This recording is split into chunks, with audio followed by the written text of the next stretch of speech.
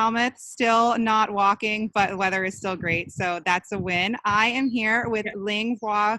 Did I pronounce that correctly? You were great. You're a great awesome. I wrote it down, full transparency to make sure. But Ling is the Chief Comms Officer at Dropbox. And not only are you my first Chief Comms Officer I've ever had on in over 100 walks, but I think I was one of the last visitors you guys had at your office. You're one of the last non-Dropboxers I saw in real life. So seems like a long time ago and a world away. Oh my God, a world away. And it was only, I think, mid-March that we last got to see each other in person. So I'm glad that we are weekly walking. So I have obviously a extremely important role. I'm sure right after I saw you, things went crazy for just comms folks in general. But to start off, in the whole grand scheme of business, Chief Comms Officers, that role is a relatively new role and also a standalone function now. What responsibilities fall under you? And was there a specific moment that Dropbox said, hey, we need this role? And I think, you're relatively new to the Chief Comms Officer role as well at Dropbox. So thank you so much for having me here, Casey. It's great to see you on Zoom. I wish we were actually walking in person because God knows I need the exercise. But Amen. I think, so right now at Dropbox, I've been here 4 years and a few different teams report up to me. So internal and external communications, and that's global. And we have 14 offices around the world. Analyst relations, and brand marketing. And brand marketing consists of social media and all of our editorial content, so our blogs, all of our own media, and then the top of funnel brand campaigns, paid campaigns, and influencer partnerships. We also have a design team, an internal design team that reports up into internal comms, and we've rebranded that team internal comms and culture, actually in light of COVID, because culture is such an important part of what we're doing now as well. The second part of your question in terms of being a chief communications officer. So I am rather new to the role. My CEO gave me the title last year, and I think it was announced actually maybe at the beginning of this year. And we've been talking about it for a while.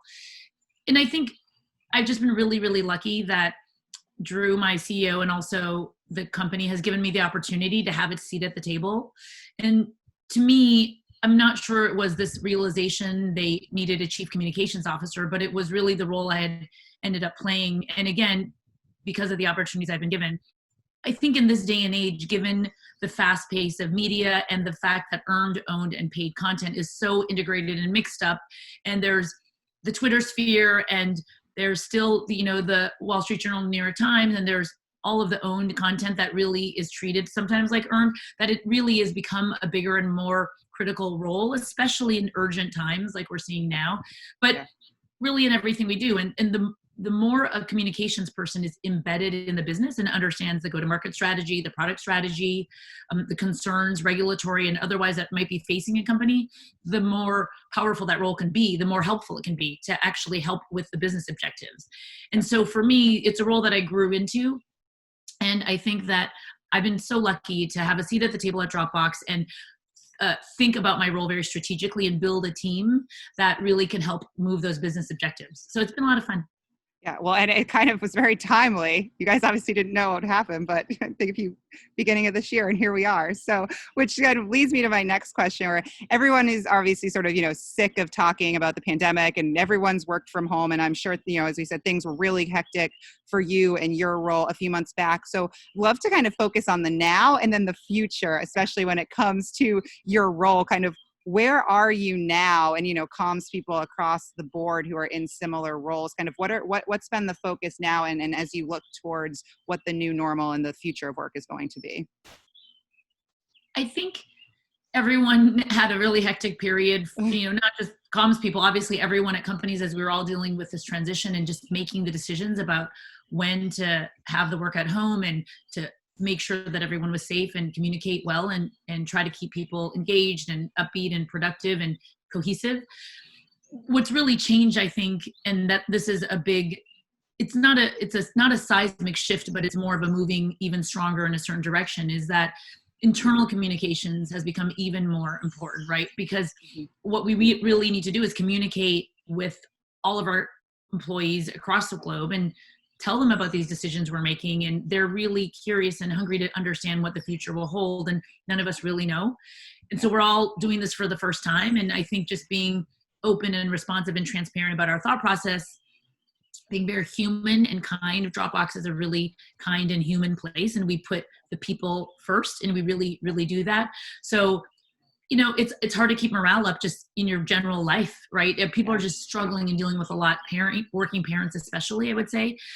When, I have 4 kids, and all of a sudden they spend my whole day with them, and while I love them to death, that was a big change for us. And trying to help them with their technology and homework and do your job, it's just really difficult. So I think internal comms and just realizing that we need to make flexible work schedules like a reality, and we need to really have goals that we're still marching toward, but communicating all of that and helping actually where communications can help inform decisions a lot, right? We're often the tail that wags the dog, because we'll say, well, this is what we're seeing out in the world.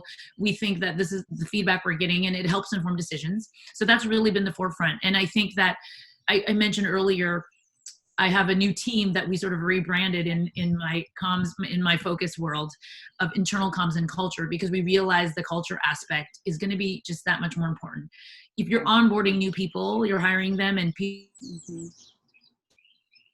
still, we have the halo effect that we all used to work together in an office in person. So I still have these relationships, but as we go over the course of the next month and we onboard people who have never actually been into our office, how do you keep the culture alive, and how do you make sure that everyone understands the values of the company? And that's going to be really important.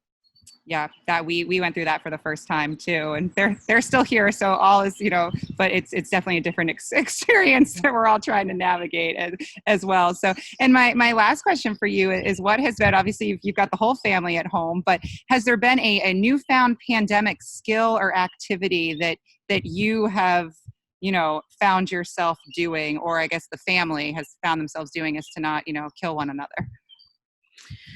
Well, we have taken a lot of walks, I think, like every family, and my kids range from 8 to 13, and it's the dreaded walk.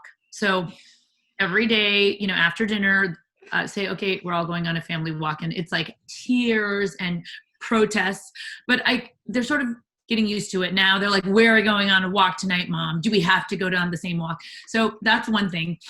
And the other thing that I've been doing, which is sort of ridiculous, I've been learning a piano song. So I grew up playing the piano from when I was 4 until 16, hardcore, classical. My parents were Chinese immigrants. So of course I'm like practicing for 2 hours a day, classical piano. And then I just sort of gave it up. And my kids play piano, so I help them, but it's, really easy for me. And I decided that I was going to learn a song, and you might not even remember this song, Casey, because I'm quite a bit older than you, but Bruce Hornsby has The Way It Is. If you hear that, it's a great song from the 80s, and it's been in the mix. Like Tupac did a song where he sampled some of it, and it's a really great song. It's about social justice, actually, and it has a really great piano solo. And I downloaded for $3.99 on MusicSheet.com, and I've been practicing at night, and my kids are like, Mom, are you playing that song again? And my 13 was like, is that a Tupac song? I'm like, well, actually it's a Bruce Hornsby song. He rolls his eyes, but it's actually hard, especially since I haven't played the piano in 30 years. So that's impressive. Yeah. If I had known, I would have waited till you had it nailed down and made you play on this weekly sit.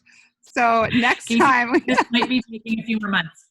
Next time when you can come and visit me in San Francisco, I'll play it for you. Perfect. I know. All right. So you guys have it on record that Ling is going to have a concert for me and have me over for dinner, and we're going to have drinks, most importantly, to celebrate that we've all survived. So it's on record, which means it has to happen. It's on Weekly Rock Record. So I would love that, Casey. I will look forward to it.